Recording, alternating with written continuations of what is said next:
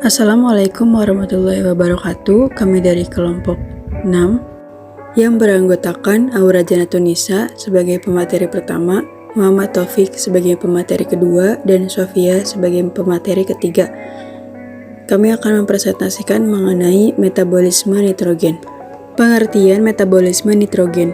Metabolisme nitrogen dapat didefinisikan sebagai serangkaian dari proses biokimia yang mengambil tempat di dalam atau di luar tumbuhan tanaman berupa pembentukan kompleks nitrogen dari molekul-molekul sederhana dan perombakan kompleks nitrogen menjadi molekul-molekul sederhana pembentuknya.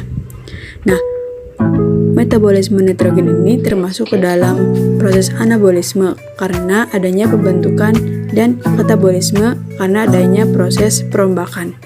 Serangkaian reaksi metabolisme nitrogen dari atmosfer dan kembali lagi ke atmosfer, yaitu dinamakan dengan siklus nitrogen. Siklus utama nitrogen yaitu ada fiksasi, amonifikasi, nitrifikasi, dan denitrifikasi. Kemudian siklus metabolisme nitrogen. Siklus nitrogen adalah proses di mana nitrogen dari atmosfer diubah menjadi bentuk yang dapat digunakan oleh tanaman dan hewan ataupun proses perubahan nitrogen anorganik menjadi nitrogen organik, yaitu amonia NH3, NO2, dan NO3 yang kemudian menjadi nitrogen anorganik lain. Berikut adalah gambar dari siklus nitrogen. Di alam, gas nitrogen dan oksigen di udara bisa bereaksi jika ada kilat atau ada suhu tinggi, seperti gunung meletus atau pembakaran. Bakar hasil reaksi itu berupa senyawa oksida nitrogen. Dari senyawa tersebut bisa menjadi nitrit NO2 dan nitrat NO3. Berikut adalah gambaran dari proses nitrogen. Gas nitrogen di udara ditangkap oleh berbagai bakteri dan diubah menjadi asam amino.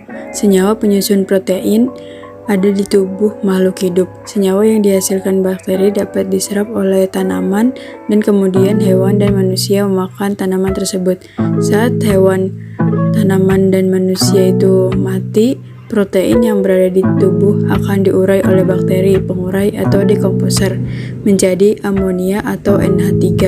Kemudian senyawa ini larut dalam air dan akan berubah menjadi NH4 plus atau amonium. Kemudian dalam proses nitrifikasi, amonium berubah menjadi nitrit dan nitrat. Kedua senyawa ini dapat diserap oleh tanaman atau bisa berubah menjadi N2 dibantu oleh bakteri di nitrifikasi. Proses ini akan terus berulang membentuk suatu siklus. Muhammad Taufik dengan NIM 1908106068 di sini sebagai pemateri kedua yang menjelaskan tentang siklus metabolisme nitrogen ya. Nah, pertama yaitu fiksasi nitrogen.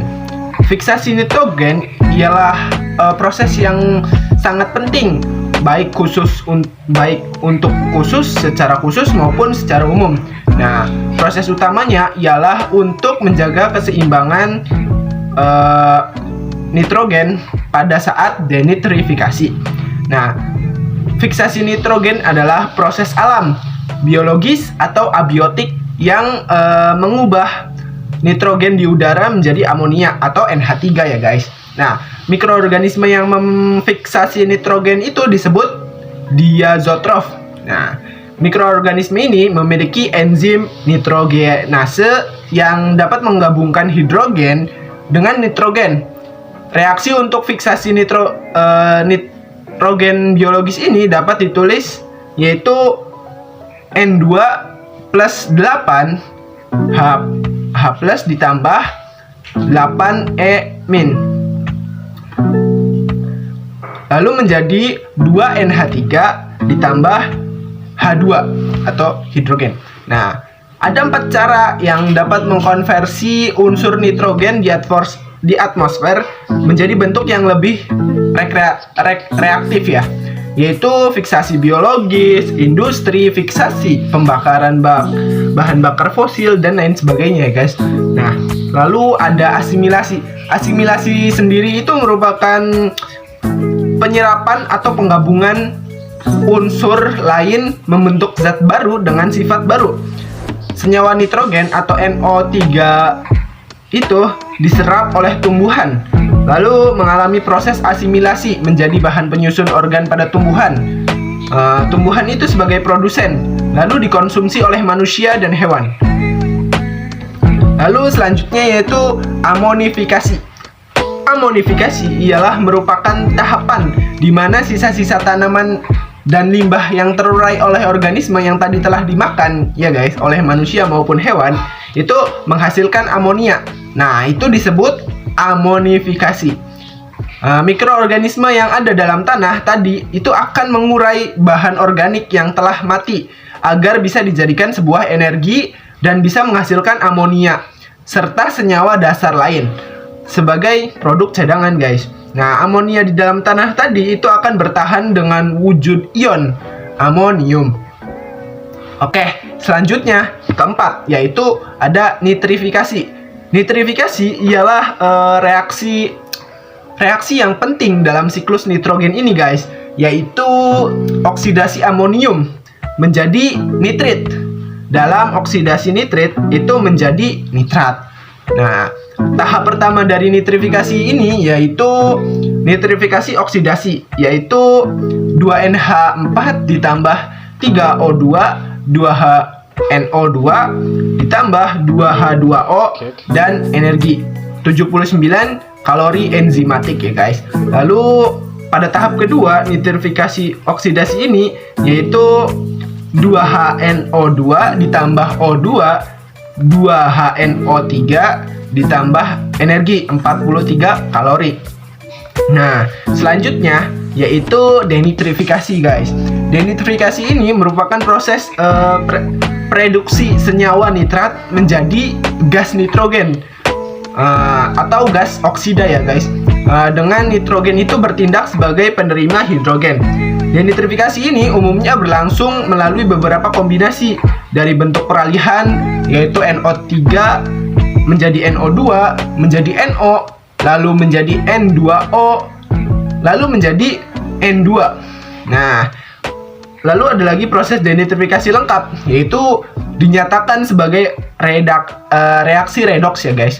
Nah, yaitu reaksinya yaitu NO3 ditambah 10E ditambah 12H+ menjadi N2 ditambah 6H2O. Nah, lalu ada yang keenam yaitu oksidasi amonia anaerobik, ya guys.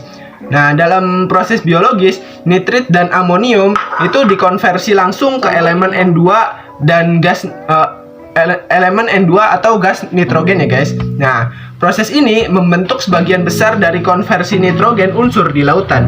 Nah, reduksi dalam kondisi anoksik juga dapat terjadi melalui proses yang disebut oksidasi amonia anaerobik, yaitu reaksinya NH4 ditambah NO2 menjadi N2 ditambah 2H2O. Materi selanjutnya yaitu penambatan nitrogen. Proses reduksi N2 menjadi NH4 dinamakan penambatan nitrogen. Proses ini dilakukan oleh mikroorganisme prokariotik. Penambatan nitrogen ini melibatkan bakteri tanah yang hidup bebas, sianobakteri yaitu ganggang hijau biru yang hidup di permukaan tanah atau di dalam air, sianobakteri yang hidup bersimbiosis dengan fungi, lumut, pakis, dan bakteri yang berasosiasi secara simbiotik dengan akar, khususnya pada tumbuhan kacangan. Pada tumbuhan kacangan ini, bakteri yang berperan adalah Rhizobium, Bradyrhizobium, dan Arsorhizobium. Semua Rhizobium adalah bakteri aerob yang bertahan secara saprofit di dalam tanah sampai mereka menginfeksi bulu akar. Infeksi bakteri ini menyebabkan apa yang kita sebut bintil akar. Tahapan pembentukan bintil akar tersebut yaitu sebagai berikut. Pertama, bakteri menginfeksi bulu akar. Kedua, enzim dari bakteri merombak dinding sel sehingga bakteri dapat masuk ke bulu akar, membentuk struktur lir benang yang disebut benang infeksi yang terdiri dari membran plasma lurus dan memanjang dari sel yang terserang. Ketiga, bakteri membelah dengan cepat di dalam benang yang menjalar masuk dan menembus sel korteks. Pada sel korteks sebelah dalam, bakteri dilepas ke sitoplasma dan merangsang sel, khususnya sel tetraploid, untuk membelah, yang menyebabkan proliferasi jaringan membentuk bintil akar dewasa. Setiap bakteri yang membesar dan tidak bergerak disebut bakteroid.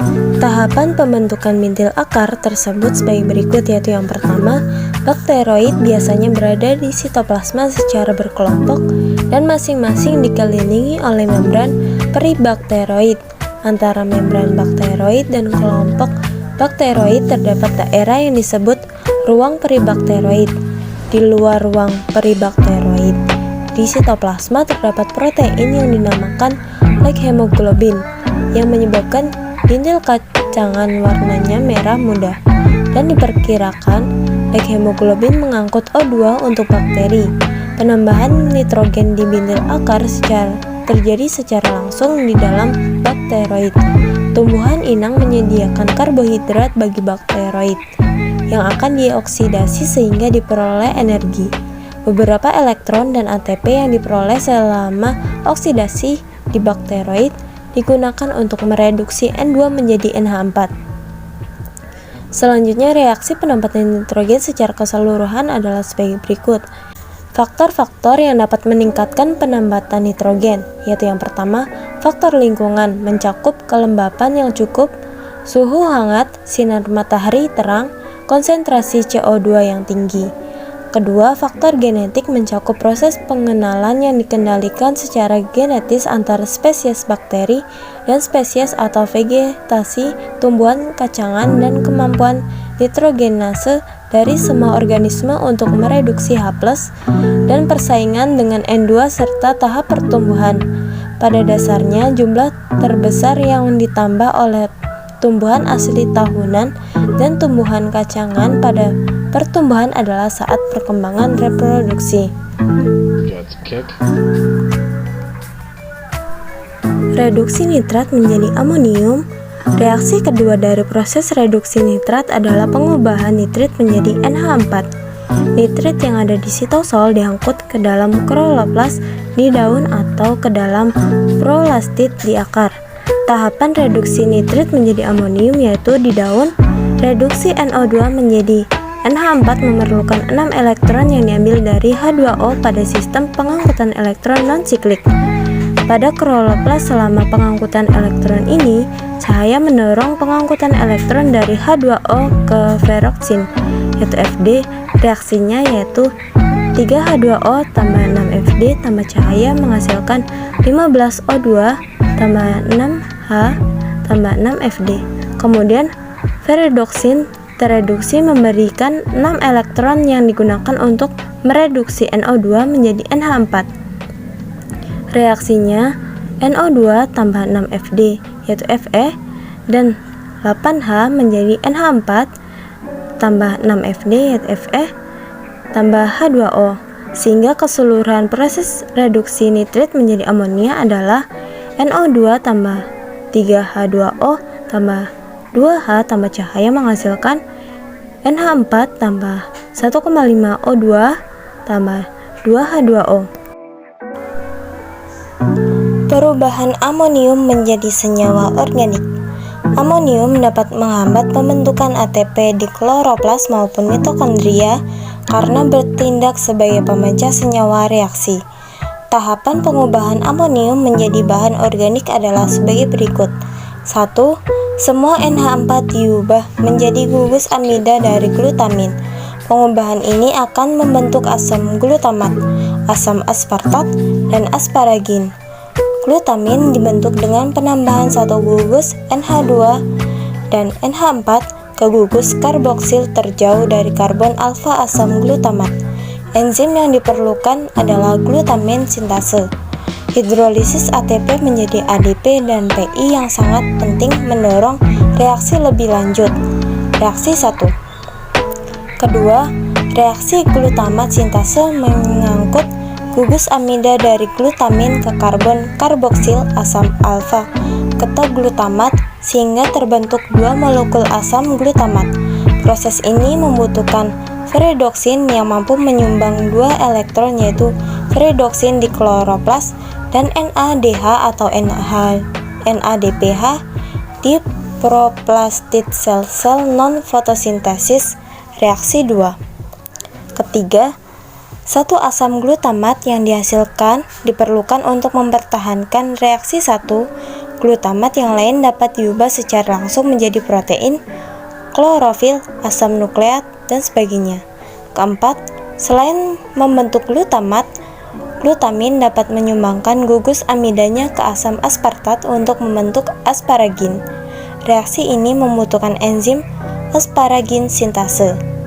Energi untuk mendorong reaksi diperoleh dari hidrolisis ATP menjadi AMP dan PPI, reaksi 4. Kelima, nitrogen dalam aspartat dapat berasal dari glutamat, dan 4 karbonnya mungkin berasal dari asam oksaloasetat. Oksaloasetat dibentuk dari PEP karboksilase. Peranan nitrogen bagi pertumbuhan tanaman. Nitrogen adalah unsur yang sangat penting bagi pertumbuhan tanaman.